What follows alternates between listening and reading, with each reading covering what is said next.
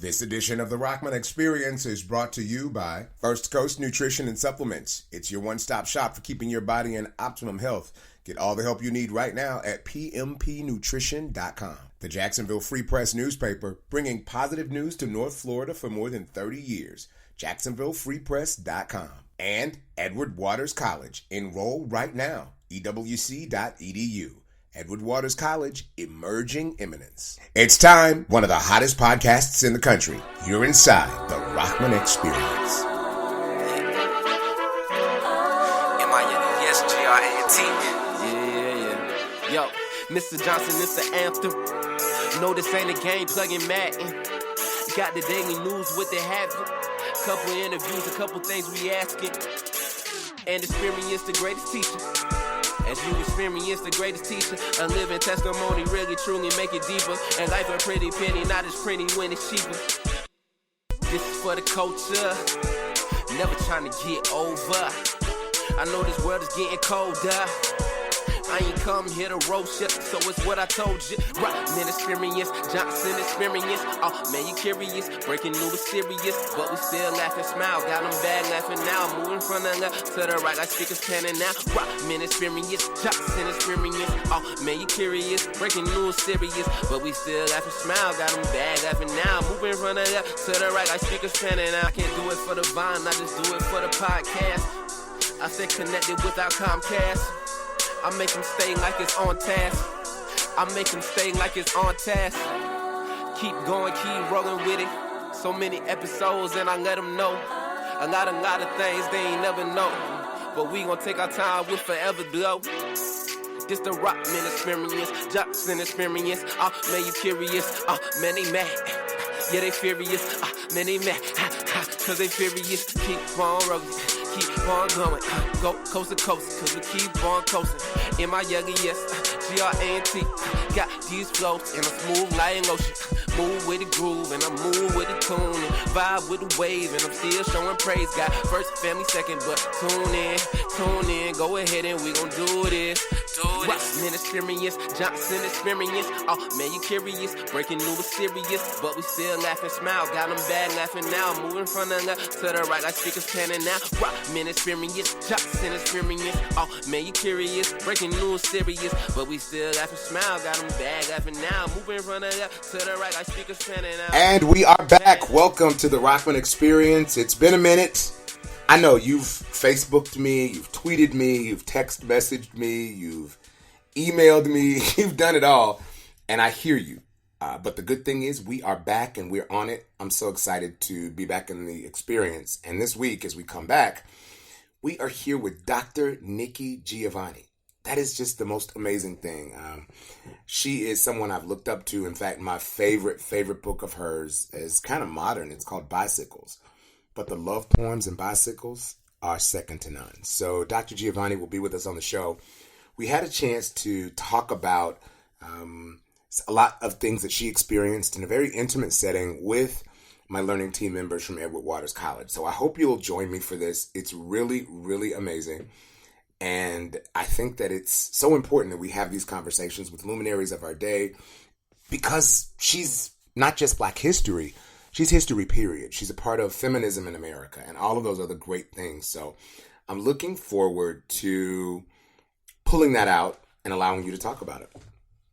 Good stuff. So unfortunately, this week we lost, and I don't like the term lost because when someone dies, you know, those of you that follow the show know that my mother passed away not long ago. And a lot of people say, I'm sorry for your loss. And yes, it's a loss, but the beauty is we celebrate the things that were done. It reminds me of a Dr. Seuss quote, don't cry because it's over, smile because it happened. And I'm talking about today the late Rep. Elijah Cummings. He was a member of the United States House of Representatives. And today, and I'm not sure whenever you're listening to this, but his body will be lying in Statuary Hall in State in the U.S. Capitol. He died at the age of 68, and there have been outpourings of grief on both sides of the aisle, which is a pretty good thing because Washington has become such a partisan place. And so I'm excited that we are honoring his work not just his stances, but his work in totality. Now, you may remember lying in state is this a tribute reserved for government officials and military officers, and lying in honor is given to private citizens. There are only 2 African Americans that have laid in honor. You may remember one from the civil rights struggle, Rosa Parks, and Officer Jacob Chestnut Jr. He was a Capitol Police officer that was killed in the line of duty. Just a little history so you know that this is really indeed an honor. Well, the Speaker of the House said that Cummings' body would lie in state in a formal ceremony, and his family and invited guests will be there, and the public will be viewing him and being able to walk by the remains and pay their respects until his funeral. There will also be a performance by the Morgan State Choir in Baltimore, which they are second to none. Amazing. I have 2 great friends that were members of that choir, and they travel the world. And some of the eulogists, the funeral is going to be on Friday at the New Psalmist Baptist Church in Baltimore. But speakers will be former President Barack Obama, former President Bill Clinton, former Secretary of State Hillary Clinton, Speaker of the House of Representatives Nancy Pelosi, and so many more. People will be paying tribute to him because he was a sitting congressman. 14 years he served in the Maryland House of Delegates, and he's represented Maryland's 7th congressional district since 1996.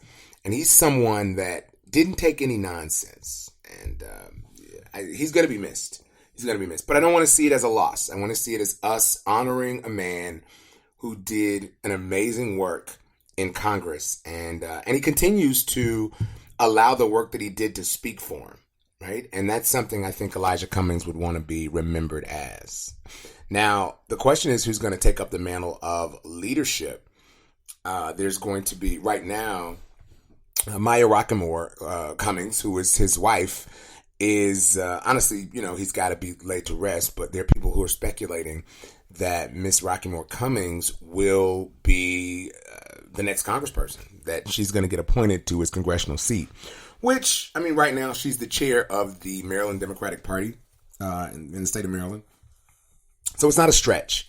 And by her being a former congressional staffer, being married to the congressman, by being plugged into politics and that thing, she knows kind of what's going on. And you want somebody there who's ready to hit the ground running, especially in the light of the government being in the midst of this impeachment inquiry into President Donald Trump.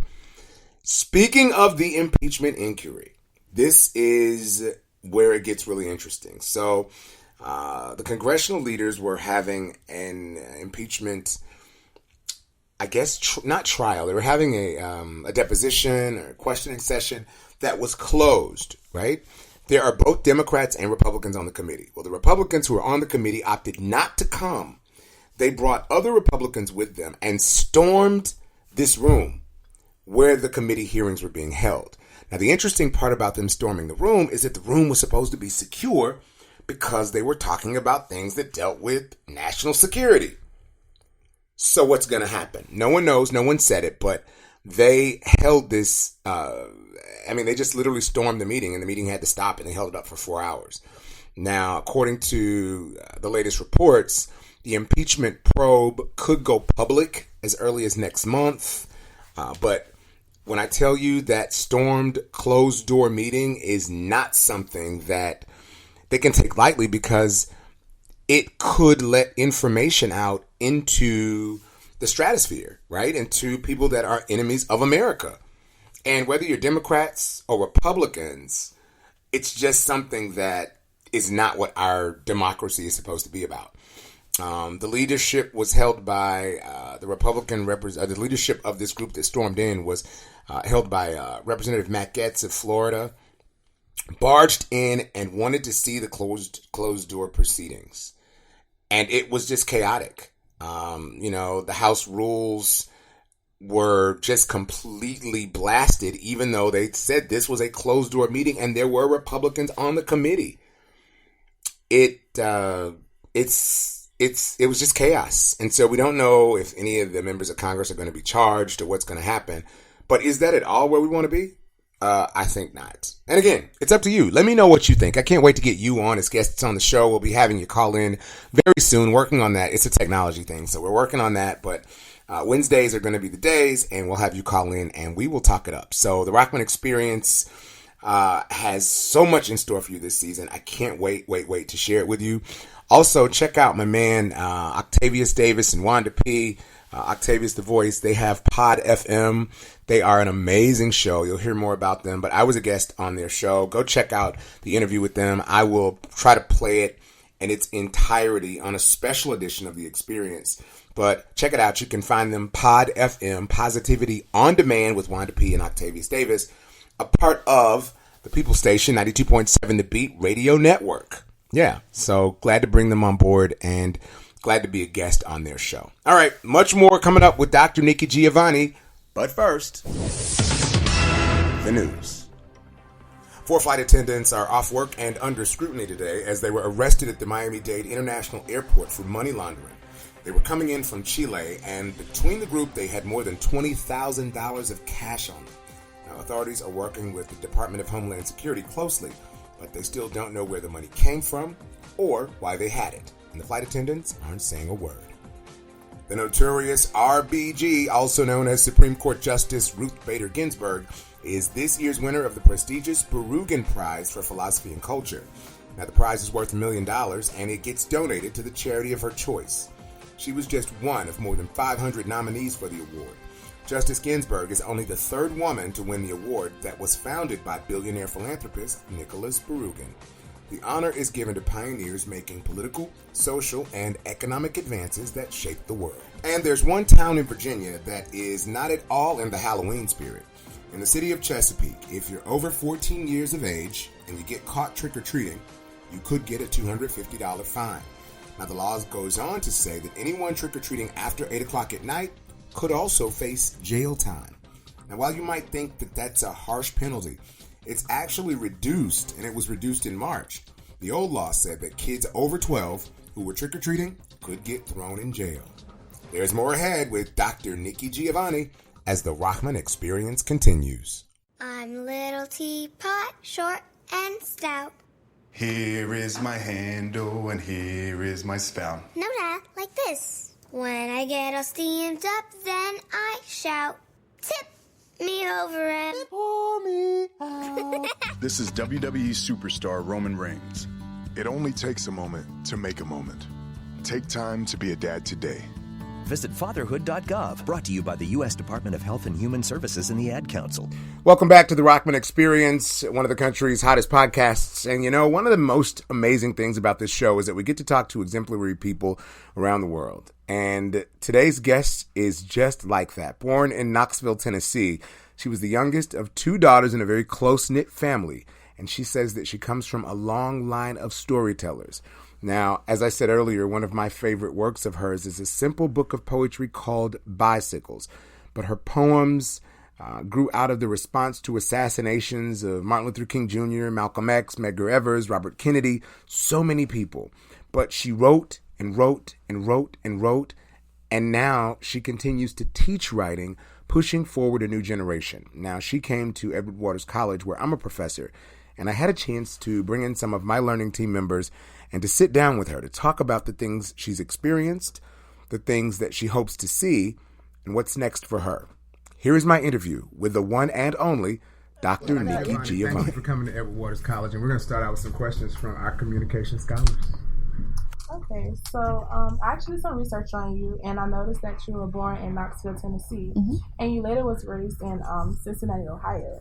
So what was the decision making? Like, how did you feel about moving back to Tennessee, knowing that you're raised in Ohio? Well, first of all, I was born in Knoxville in June, and the family moved because it's age of segregation, which we hope you all won't know. With Donald Trump, you never know. But that's what he's working on. But the family moved because my father and mother couldn't find jobs. And so they moved to Cincinnati. And of course, I had an older sister. She has passed now. My older sister, the 4 of us moved to Cincinnati. Gus had, we call my father Gus. Gus had a job, and then my mother Yolanda got a job teaching. So it wasn't a question, there's nothing to feel. You're an infant, and they take you.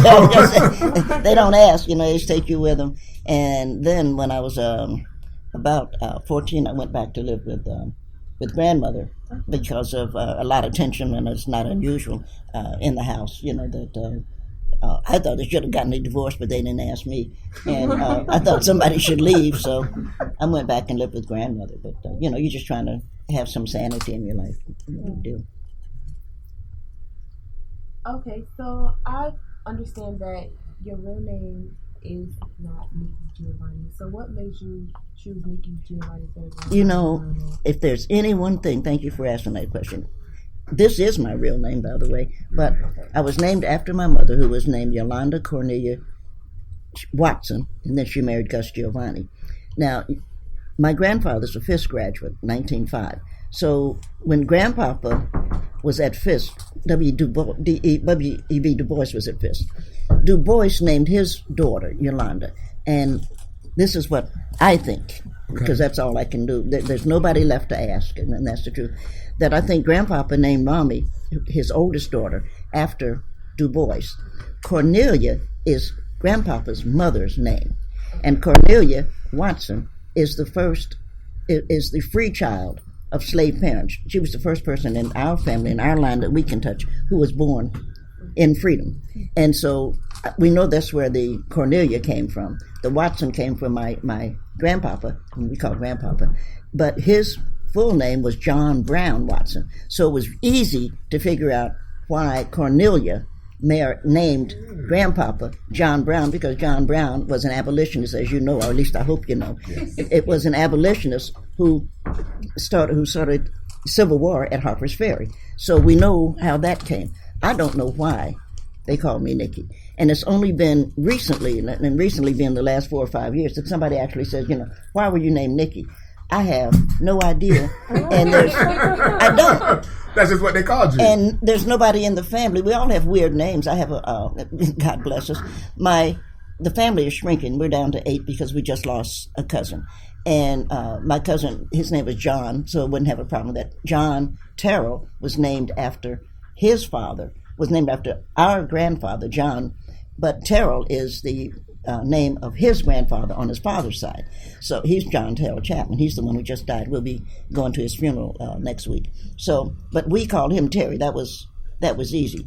My other cousin, who is still with us, Haynes Ford Jr., Haynes comes from that part of the family. I don't know that history as well. But for some reason, and God, as I say, God bless him, we called him Boopy. And I know that I don't know why they called him Boopy. I really don't. And he really had to fight as he got older, because he didn't want to be called Boopy. No grown man wants to be called Boopy. And so I don't know where they came up with any of these names. And my older sister is named Gary. And again, we didn't ask in time, and there just isn't anybody. I'm the oldest member of the family left. And I don't have any idea why she was named Gary. I can trace Cornelia, and so I don't know if Gary was kin to my father. I don't know where the name came from. We don't have any way of going back to see who was Gary and how did that name. So names come up. I'm Yolanda Cornelia Giovanni Jr., and it's a nice name, and that's who I was. I think that Nikki just made it easy. I don't know. Something I did. I really don't know. But when Mommy passed, which was 13 years ago, and since I'm known as Nikki, I legally had my name changed just because it was easier to do. That's why you have a lawyer. I run a very small business, and it's 3 people, me and the lady who runs my calendar and my attorney. And so Gloria, I said to Gloria, I think we need to get this straightened out, just so we get it straightened out, because some people knew me as Nikki, some people, and so we did. But names are funny, how you end up, what it is that you end up being called and how long you're being called it. And as I say, I'm the oldest person in the family now, and so what I don't know, I only have one other girl cousin. Her name is Allison Patricia. We have no idea where the Allison came from. We know where the Pat came from. We call her Pat. But my cousin Terry, who just passed, also married a woman named Patricia. So we couldn't have two Pats in the family because you never know who you're talking about. And that's the truth. And so she wanted to be Allison anyway. She wanted to have her own. And so Allison and I have been talking because I know things about the family that she's the baby now in the family, and she didn't, Uncle William, whom you have no way of knowing, I mean, that would take forever to start it. But William Chapman, my aunt's Agnes, and I know where Aunt Agnes came from because that's on Grandpapa's side, but Agnes married William Chapman. And I did know, and Allison didn't know that Uncle William, whom we all loved very, very much, but Uncle William came from the Virgin Islands. And I happen to mention that because they're writing an autobiography of Terry. And so they were saying, what should we say? And I'm the writer in the family, but everybody has an idea. And so I find that it's easier. I didn't kill him, and I'm not going to, because everybody's got and it makes a mess. I don't know anything messier than somebody's death. It's easier to die than to be left behind. But I just that's the truth. But I just I said to Allison, to my Pat, I said, well, I don't know what his wife knows, but Uncle William, his father, is a Caribbean, and she didn't know that. And Uncle William was a doctor in the Virgin Islands. My uncle, that was my great Uncle William. My Uncle William, Terry's father, was a dentist, and he was drafted in the Army, and he was drafted over in Okinawa, and I don't know what you know about war, and we know war, takes legs away and arms away, but we forget that you can die because you have an abscess on your tooth. Yeah. And so he was a dentist, and so he was drafted, and Aunt Agnes and William and Terry went to Okinawa. Well, Agnes, as it turned out, has gone to she ended up traveling all over the world. We played cards. We played bid whist. I don't know if kids don't play bid whist that much anymore, but we played bid whist. Like spades when Trump changed. Yeah. Like I said, bid was the game. Bid is a better game. Oh, my. Yeah. And we were playing. She was visiting me, and we were playing. She said, I've been to every continent but Antarctica. And Allison and I we both just looked up at the same time. I call her Ag. Allison called her Aunt Ag. I said, Ag, if we don't go soon, somebody's not going to be. She was 92. We're all in the 20. She was 92. I was 72 at that point. If we don't go, somebody's going to be dead. And so that's the truth. And so we went in 6 months. Which was fun. We went down to Argentina. We flew down and then took the ship down. And it was really nice. So she's been every place, and I have a granddaughter, which I have a son, and he has a daughter.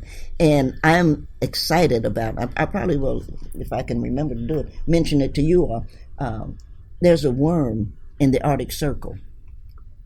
And I do this, but it's really a little teeny tiny worm. And as you know, the Arctic Circle right now, even though we have global warming, this worm has been living in almost minus 45 degrees. Mm-hmm. So it's beginning to move down. Now, as we all know, the biggest predator on Earth is human, you and me. But the second biggest predator is the sea urchin. I don't know if any of you are into sea urchin. You're here on a river, but the sea urchin really tastes good, and so they're trying to get people to eat it, but we're not going to beat. The sea urchin is going to be a part of taking us out. But what's going to take out Earth, really, is going to be the worm, because it is shown it can live under any circumstances. So I was talking to Kai. We were talking about it. She calls me Grandma Nick. She said, Grandma Nick, are you still in love with the worm? I said, I'm in love with the worm. I am. I'm just totally fascinated because everything dies. And humans forget that we too will go. We talk about the dinosaur and everybody's like, oh, okay, but we're going to be here forever. Well, we aren't, thank God, because you see people like Donald Trump, we shouldn't even be here. And I've been interested in watching the worm make its way down. So Kai and a couple of friends, and Allison and Jenny and I are going to go to the Arctic Circle. That's what we're planning on. That's the trip that we're planning on right now. And it's so important to at least, as I say, it's going to take us out. I mean, there's just no question. Your children probably will still be here, but your grandchildren will be in trouble and probably great-grandchildren aren't going to make it. It's probably maybe 100, 150 years, we're going to be gone. And you can see now, you see that the kids, you've been keeping up with, I hope, the paralysis. And nobody knows why those kids are having paralysis. Nobody knows what's going on with it. They say it's a virus. Well, if it's a virus, you can inoculate against it. I don't think it's a virus. I think my worm is taking a position. So I'm just excited and interested. I'm not a scientist. I'm just a poet. But I'm interested in the movement that, because it's not affecting you and me. It would take a hell of a fine worm to affect you and me. I'm a big girl, and we're grown. But the kids in 26 states now, we have children who are being paralyzed, and nobody knows why. And it's obviously not a virus, which I could tell the doctors they don't ask me, because if it was a virus, they would come in here, they could sneeze, and all of us would have a problem. Because viruses, it's not a virus.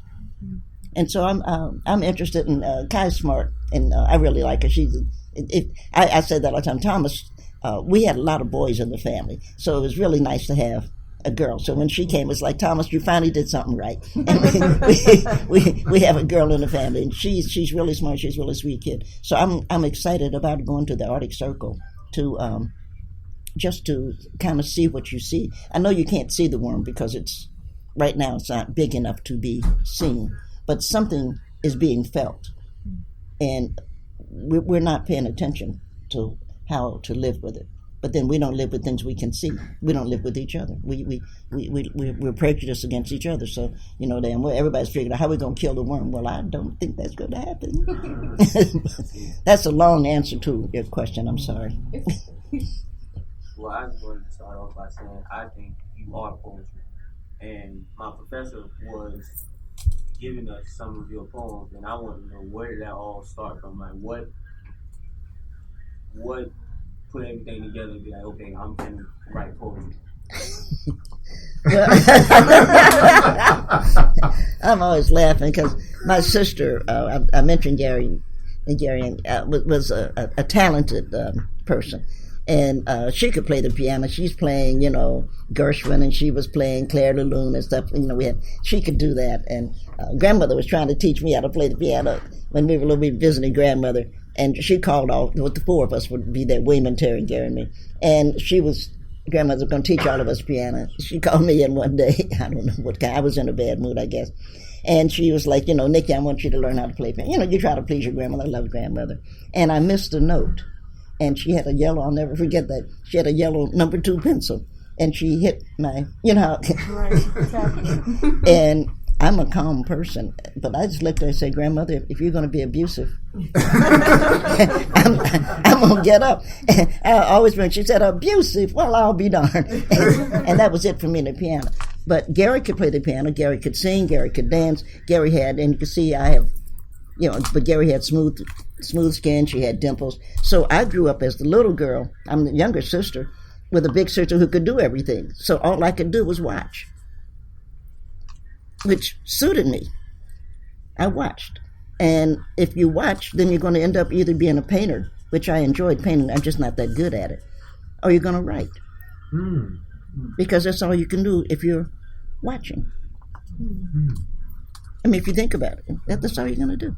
And so that's what I did. I wrote, and I'm glad that it's been well received. But if tomorrow everybody said we're not going to read any more Giovanni, good for you. And I'm still going to do what I. Yeah, because otherwise you're crazy. You end up trying to please somebody you don't even know. We were talking earlier about bestsellers and stuff. You can't think like that. You just go on and do what you do, and you try to enjoy it, and you do it the best you can. So that's how I became a writer. I think I'm not a bad writer, but I also know that as a basic rule, I think my job is to do what I do, and other people can take it. And I'm not a mean person, but I'll leave it. It's not. I'm a college graduate. I'm not going to ever be on the street corner hungry. I'm a Fisk University graduate, and I say that all the time. I say that to you kids here at Edwards. How many of you are standing on corners with holding a can, trying to? Come on. It's not going to happen. You're a college graduate, and you got good sense. So I'm never worried, oh goodness, one day I'll be out in the cold sleeping on the street. That's not going to happen. I'm not that bad looking. I know I can stand on the corner. Somebody can take me home. So, you just have to think about what you want to do with your life. And you can't let the fear, or as I say all the time, and I will say this to your students, and I'll never be invited back, but see, you're not in college for a job. You're in college for a career. Because if you just want to get a job, you should go join the army or something, learn how to murder people. That's what they teach you. You're here for a career, to learn how to expand the world. College is about, and I say that at Virginia Tech, college is about career. It's not about jobs.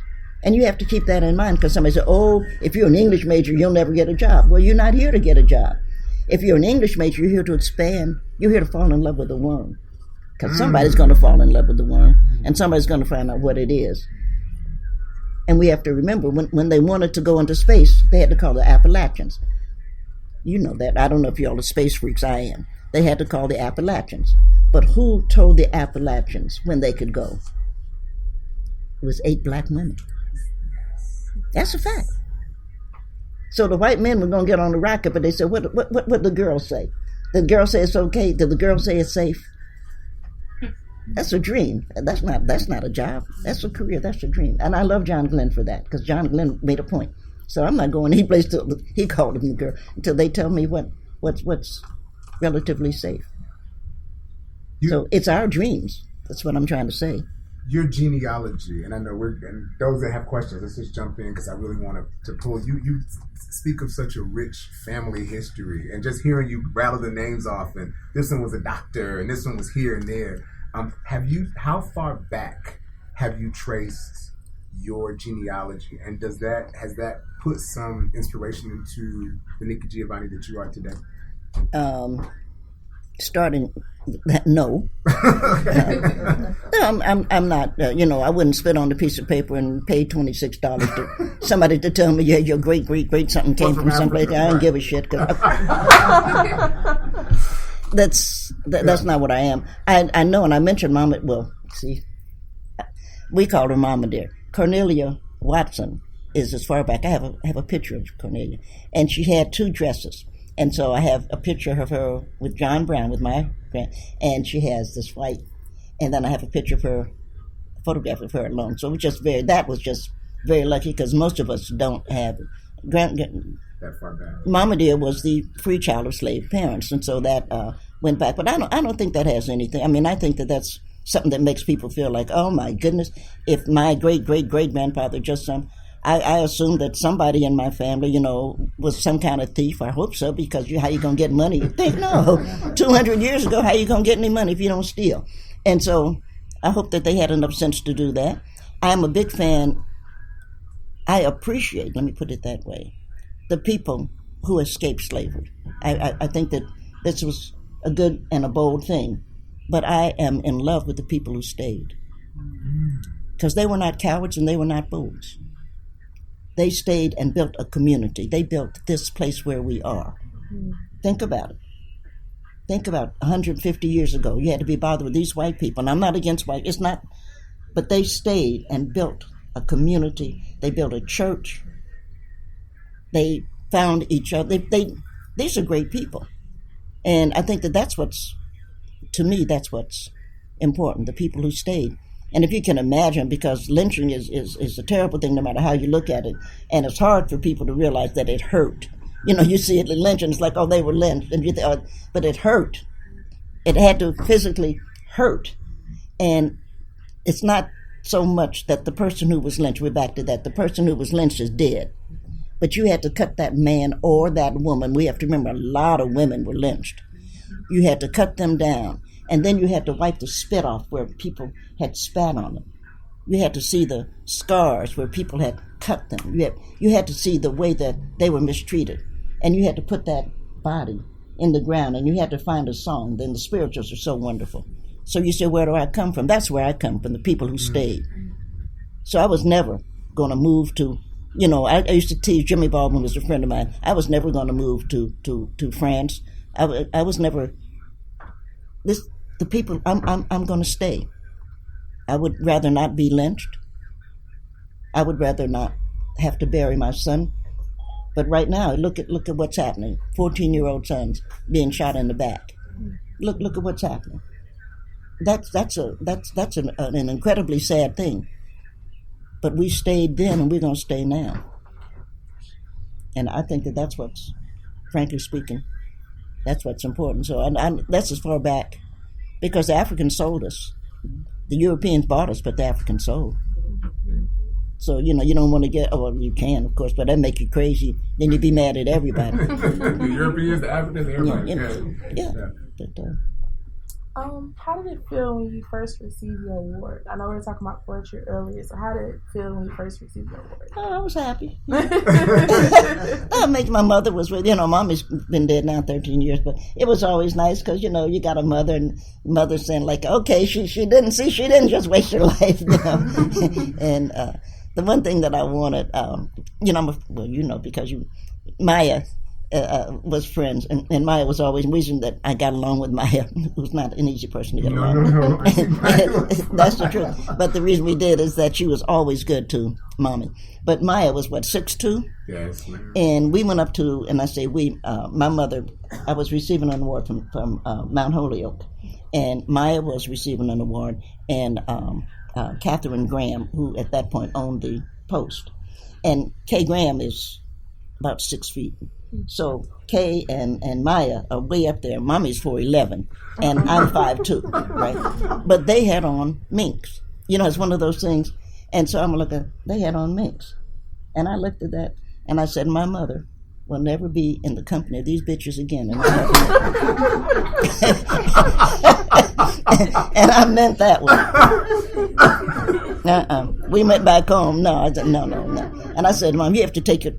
She was working. I said, you have to take Wednesday. I went down and picked you can buy a mink, or you can pick the furs. I went down to pick the furs because I knew what I want. I said, no. I said, you have to take a day off. And she went down, and I bought her the mink. I have it. I bought her that mink coat. I said, I'll never have you walk into a room like you don't have, like you're not nobody. Yeah. You have on a fur coat. That will never happen. And it didn't. And the other thing I did that was important to me was Mommy's a black woman, so she always wanted a Cadillac. Black women always wanted a Cadillac. I said, oh no, my mother's going to have a Cadillac. I'm not going to have her running around, being bothered, these people, everybody else, and she got a Ford or some shit. And so that's how it felt, because that's what you did with it, because I couldn't care less. I lived in New York for almost 20 years and walked. I've never been on a subway. I didn't understand the subway. I still don't. I went on the London subway once because, the London subways, you go and it says, and then you can get off. And I wanted to do it because they have a Langston Hughes. They have I've Known Rivers on the London subway.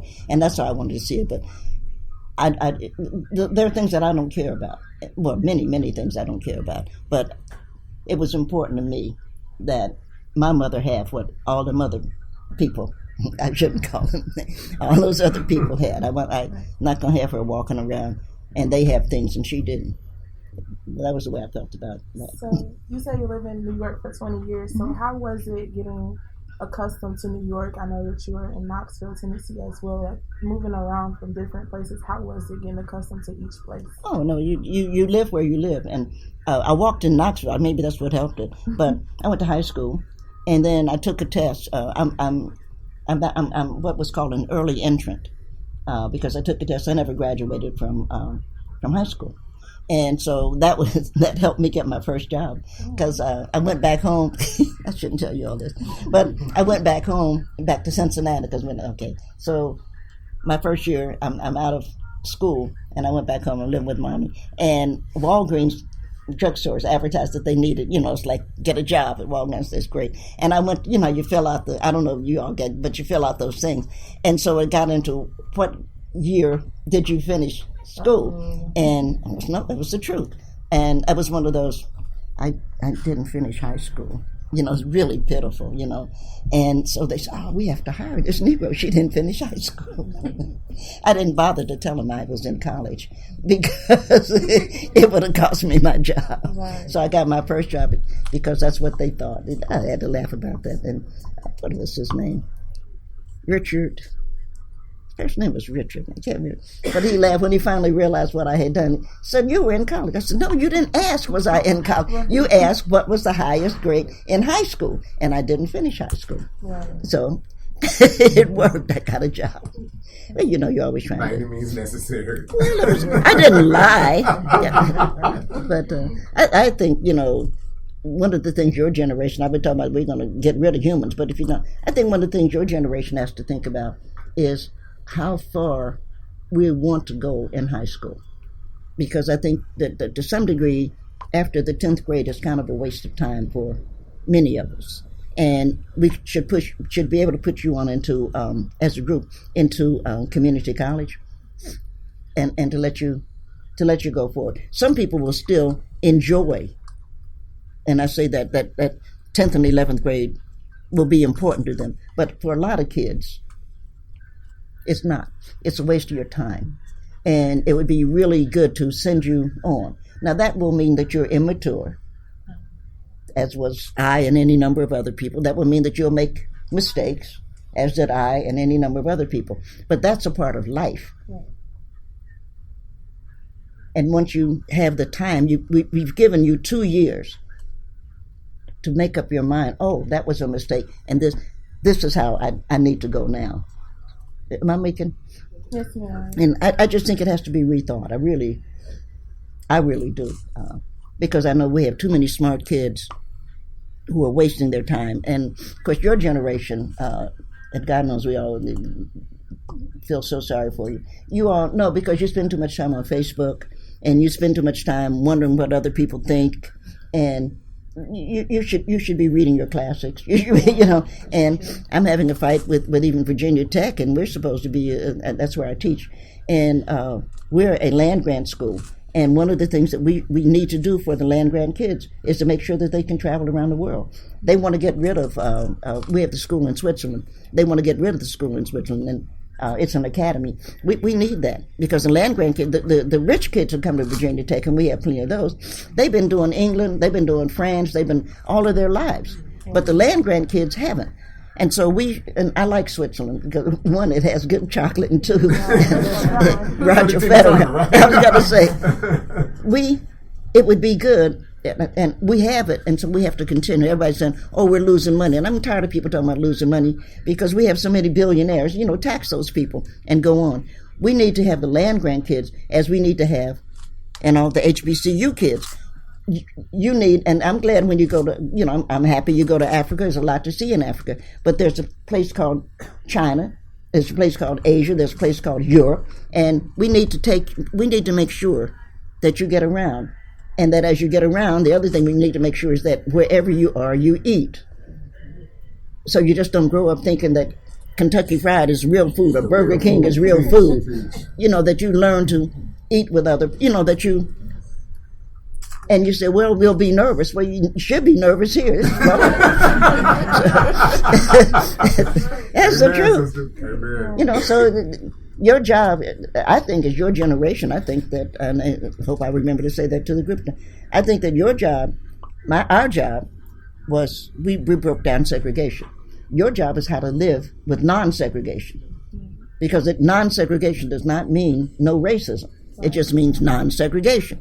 And so this is something that you all have to do. And somebody said, well, I'll be uncomfortable. But everybody's been uncomfortable. It's a whole lot better to be uncomfortable because you're sitting in a classroom with some white kids who don't like you than it is that you were trying to cross a bridge in Selma and somebody's trying to kill you. Take your choice. Yeah. You get tired of that. You know, I mean, I have a lot of respect for your generation, but, you know, none of that whining shit. It's time to recognize, oh, this is our job. And a part of that is we got non-segregation. That means you have to integrate. And it means you have to put up with the white kid. You don't have to like them. You don't. And they don't like you. Some of them do and some of them don't. That's not the point. The point is we open that door and you got to go through it. I want to jump in. I know that one of my favorite works, and I've read, and one of the things you write about as a writer, love is so powerful, and Bicycles is by far. Yeah. I read it over and over. So thank you. It's one of my favorites. And you talk so much about love, And for me, I try to remind. My desk in my office has love etched in it in 29 different languages, etched in my desk, and it's to remind me that everything I do through the lens of love, or at least I should. You speak so like with the use of food and imagery and a toenail and the most unique things in bicycles. Love. What was it that helped you to define? Because we've had scholars and lovers and thought leaders to try to define what love was, and it's so contained in this little tiny book called Bicycles. I like Bicycles. How did you find that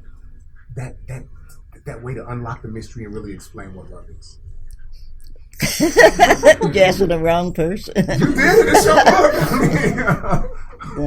It's your book. People like me, and it's because I'm alive, of course, get email and stuff. People will. I don't email, which nobody knows. Now you all do. I mean, it's not a secret. But at school, they'll email, and they'll say, "You wrote a poem, and it said, as you're doing, and what do you think made you write it?" I hope you're reading this poem in 50 years, and I'm 75. I won't even be around here in 50 years, and you'll figure out what good it, because otherwise I'm going to be fighting against myself, and I'm going to be saying, well, I used this image, and then somebody said, but didn't you use that image? And you're just trying to. One of the things I definitely intend to do today, because I think it really needs to be. My publishers put together, my editor put together a book called Love Poems, and speaking of love, I really like love poems. But one of my favorite love poems, which I have, and I will read it today, is called "And Yeah, This Is a Love Poem." And the reason that I love that poem so much is that it really is a shout out to the young men, not young, the grown-ups for the Million Man March, because that was a very courageous thing. And I wanted it in love poems. I usually don't have anything to do when they put books together, because it just doesn't. I've done my job. Let somebody else. But that was one of the poems that I wanted in the book, and they said, "Are you sure?" It's one of those, and so that's the title of it. And yeah, ... This is a love poem, and I'm very sure, because the black men don't get any shout outs. There's a difference, of course, as we all know, between love and sex, but there's something needs to be said for the young men, especially, that we love you, that we care about you, that we see what you're going through. And it's not a whiny poem. It is a very good poem. And one of the things, it recognizes the brothers who said something has to change. And so we have to celebrate him. We just do. And so I can't get it. I want it to be a illustrated children's book. And of course, I know that I laugh about it all the time. People's just sitting around waiting for me to die so they can do some other. They are, you talk to people, they're saying, "Oh, girl, when you're gone, I'll get." But I want it to be an illustrated children's book. The reason that my editors right now, and I'm trying to think it through how I want to handle it, don't want it to be an illustrated children's book, is that there is a stanza in there. And this is for the brothers. It's one of those. And there's a stanza in there, Central Park, where 5 black boys were accused of raping a white woman. The person who took an ad in the New York Times saying they should be executed is a man named Donald John Trump. That's the truth. And he wanted that to be. So what they're saying back to me, and I've had 2 of my publishers, and I sell pretty well. The answer when I said, let's do this, should have been yes. So, something else is going on. And what they're saying is, well, the kids don't know about rape. Well, anything you don't know about, I can't teach you about. If you don't know about rape, you won't learn about reading, and yeah, this is a love poem. That's not what's going to happen. Nobody says what really happened between the wolf and Little Red Riding Hood. You see what I mean? Yes, ma'am. No, nobody, and everybody reads that damn thing like, oh, okay. Well, the wolf was either. Say it. No. They use good language. It didn't make sense. Come on, sister. Yeah. But somehow or another, they're just waiting for me to die. No. And no, I don't. But it's the kind of thing that they don't want. They was like, well, the kids won't understand it. Well, if they don't understand it, they won't understand it. In which case, it needs to be in there. But I'm getting known for, it's so nice to be known for something in all these years, for disliking the president. And that was so understated. And so now that I fly a lot, and I fly with a couple of friends, and they all, every time it's like, oh yeah, you have to patronize. I'm 75 years old. Yeah, I am. I'm not supposed to have to take my shoes off. Well, we're not sure, there's something that shows up on your legs. And last time a girl did that, because it made me so angry, she did that. I said, get your hands out of my pants. Just about that loud. And she said, my hands aren't in your pants. I said, yes, they are, and why are you smiling? She deserved that. She deserved that. It upset her. But it's one of those, that's such a nice poem. And again, it's one of those poems that I'm going to continue to try. I have to talk to a friend. I have a friend up in Maine, and I'm going to go up to talk to him and see what we can do, because it should be there, and it should be as a children's book, because black men are being shot down in the back, in the streets, and somebody needs to say, but yeah, this is a love poem. And I'm going to read that time, because I love it so much, and it just needs to be said. Because it's the easiest thing in the world for black men not to know that somebody cares. And we're mothers. I'm a mother of a son, and that's just not the call you want. You don't want your phone to ring at midnight, and somebody say, "Well, your son is dead," and somebody said, "Oh, I was afraid that he was going to attack me." It's a 14-year-old boy. He was shot in the back. I mean, it's just. And we're living in that. Oh, did you see the story recently from that kid in New York in the store with the backpack? Yep. And the white woman called the police on a 9-year-old, and he didn't even know he had brushed up against her, and she said the 9-year-old is trying to rape. Yeah. Well, did you see the policewoman who said she accidentally went to the wrong door and killed that man? Yeah. Now, I want to know that story, because they have hushed that up. They have hushed that up. There's way more to that. So, it's just one of those things, and I'm just a poet, and all I have is words. And so, you're asking, that's all I have. So I try to use my words to make sense to me. And her words make a whole lot of sense to a whole lot of people. Thanks so much, Nikki Giovanni, for coming by to spend some time in the experience and with the students of Edward Waters College. We'll be right back. I'm a retired school psychologist, and helping people was my thing. After my stroke, when Meals on Wheels started, I was on the other end of the stick, so to speak. My name is Julius Gaines, creative writer, poet, photographer. 1 in 6 seniors faces the threat of hunger, and millions more live in isolation. Drop off a hot meal and say a quick hello. Volunteer for Meals on Wheels by donating your lunch break at americaletsdolunch.org. This message brought to you by Meals on Wheels America and the Ad Council. Now, Oprah Winfrey was the featured speaker at Harvard University's graduation ceremony. Tonight, in Your Best Life, she has a thing or two to say about successful people she has interviewed. I've done over 35,000 interviews in my career. And as soon as that camera shuts off, everyone always turns to me and inevitably in their own way asks this question: was that okay? Friends and family, yours, enemies, strangers, in every argument, in every encounter, every exchange, I will tell you, they all want to know one thing: was that okay? Did you hear me? Do you see me? Did what I say mean anything to you? Profound. The main takeaway from that lesson was that people want to know that they matter. From presidents to entertainers, people all ask the same question: do you hear me? Do you see me? Do I matter? So take a moment and do something special for those in your life. Just let them know that they matter. Sometimes all it takes is a simple thank you, and letting the others know that they matter. That's another key to living your best life. It's funny. You probably don't know it, but that Your Best Life segment was when I was on Bounce News. It's a classic Rahman Johnson clip from about 5 years ago when I was on Bounce. And you know what? It still reigns supreme. Yeah, I mean, if you can do something for somebody, then do it. You know, it reminds me of a saying from the Clara White mission. Jacoby Pittman would always say what Dr. Clara White said, or Dr. Eartha White said, who was Clara White's daughter. Do all the good you can for all the people you can in all the ways you can while you can. Because one day you won't be able to. So good stuff. Oprah was saying it, and true. That's everybody wants to know that. You know, do you see me? Do you hear me? Does what I have to say matter? And that's why I have the Rahman Experience. That's why, I have this show, because I want people to know what they say matter. One of our producers is here. Hey, Bugs.